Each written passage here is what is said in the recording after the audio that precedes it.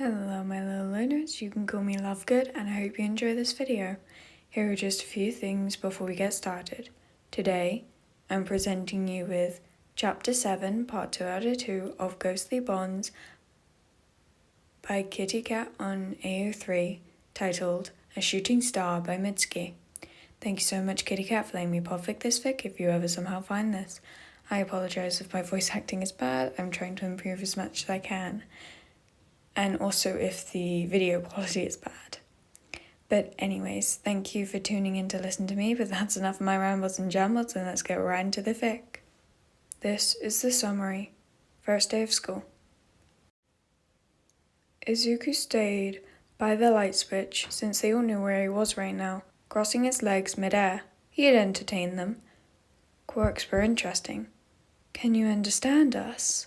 Midnight asked, and Izuku didn't move. They really did not know how to speak to specters. "Flick the lights off for yes, don't for no," Erase had classified, so Izuku reached over and flicked the lights before turning it back on.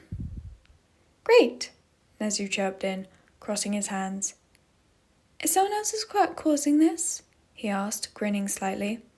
Izuku didn't touch the light, humming silently. This would take forever if they were lucky. "Okay, so that's a no. Is it your quirk?" Arisa had asked, this time waiting. Izuku flipped the light. It was his quirk, after all, a death quirk. "Are you a ghost?" Present Mike asked, still huddled behind his pillow. Izuku flicked the light and he jumped, holding it up higher. "Sketty hero." "Does that mean you've died?" Nezu clarified, and Izuku flicked it off with a sigh. This went on for half an hour, each hero asking questions in turn. They really needed to figure out what they wanted to know because they hadn't learned much, not that Izuku would tell them if he could. "How did you die?" Orisa had finally asked the big question, and the quiet chatter stopped. Izuku didn't move, raising an eyebrow at the hero. "Villain attack?" Izuku didn't move. "Quirk accident?" Izuku didn't move. Midnight chimed in. "Old age?" Izuku scoffed, but didn't move. "Suicide?" Orisa asked quietly, and Izuku flicked off the light.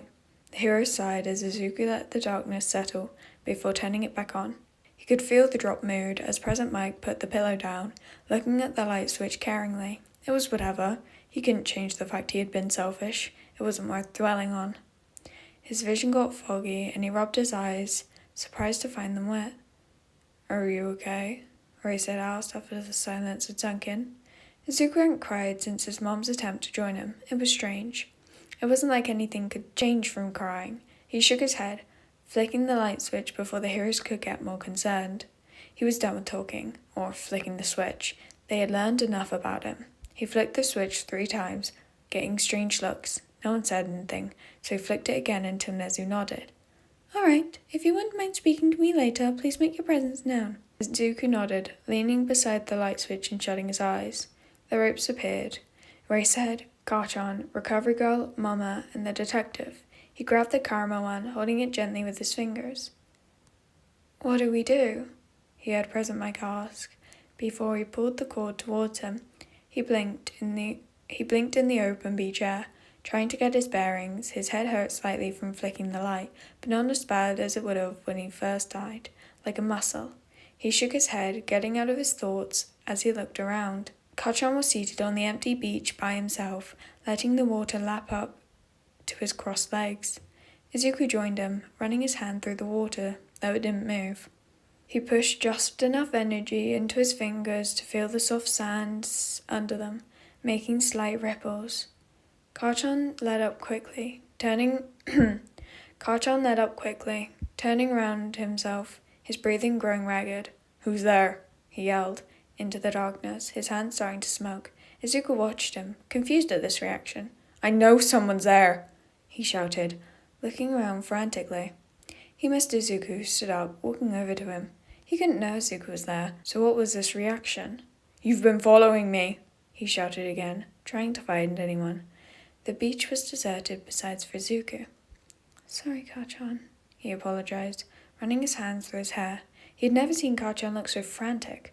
turning around himself like he'd find someone. Izuku shut his eyes, pulling up the ropes, and hesitated. He could go to his mom again, but she had her own life. He couldn't keep worrying her. He had to let her move on, no matter how much he just wanted to hug her. Instead, he grabbed the chemical-smelling one, pulling on it tightly. Recovery Girl was holed up in the UA infirmary still, muttering to herself as she prepared vials and such. Izuku found a quiet spot in the corner and shut his eyes, letting the muttering lull him to rest. He had caused so many issues. Alrighty, my little Lunas, that's a read of this one. This chapter's kind of sad, but also fun at the same time because they learn about him. He's here, yay. Oh, we love that. We love them like figuring out that there's a ghost and everything. For now, it's just the 4 people, but I feel like soon there will be more. I can't quite remember. I read this fic quite a while ago. So, my little Lunas, this is a little reminder that you might have something you need to do or check. I hope you all have a fantastic time, wherever and whenever you may be, day, night, dust, dawn, low tide, high tide, whatever it is for you. You can call me Lovegood, and that was Chapter 7, Part 2 out of 2 of Ghostly Bonds by KittyKqt on AO3. KittyKat on AO3. Again, link to this fic will be in the pinned comment by me on this video, and tags are in the description, as well as warnings. Bye, yellow Lunas.